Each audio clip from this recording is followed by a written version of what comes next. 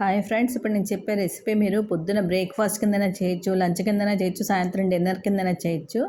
దానికి కావాల్సిన అన్ని ఈ డ్రై ఫ్రూట్స్ అన్నీ మీరు కనుక తెచ్చుకొని నానబెట్టేసుకున్నాం. నేను వాడినవి ఏంటంటే ఒక 5 బాదం పప్పులు నానబెట్టి తొక్క తీసినవి, అలాగే జీడిపప్పులు అన్ని పప్పులు నానబెట్టానండి. పిస్తా పప్పులు, next watermelon seeds, sunflower seeds, గుమ్మడి గింజలు, నెక్స్ట్ ఏమో వాల్నట్స్, మళ్ళీ కిస్మిస్ పళ్ళు. సో కిస్మిస్ పళ్ళు ఏం చేశాను, కడిగేసాను, నానబెట్టలేదు, ముందర కడిగేసి ఆ రోజు ఎప్పటికి ఫ్రెష్గా కడిగేసి అందులో వేసాను.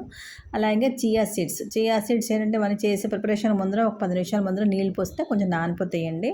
ఆ చియా సీడ్స్ వేసాను. నెక్స్ట్ అలాగే అరటిపండు ఒక పండు ముక్కలు కోసేసి వేసాను. అలాగే దానిమ్మ గింజలు ఒక 3 స్పూన్స్ తీసుకున్నాను. అలాగే పెరుగు 3 స్పూన్స్ తీసుకున్నాను. మీ ఇష్టం అండి, ఫ్రూట్స్ అవి ఏవైనా మీకు నచ్చింది తీసుకోవచ్చండి. నేను మటుకు అది నాకు ఇప్పుడు కొంచెం నేను ఎప్పుడు కూడా ఇంచుమించు దీన్ని డైట్ చాలా ఈజీగా మనకేంటంటే అరిగిపోతుందండి.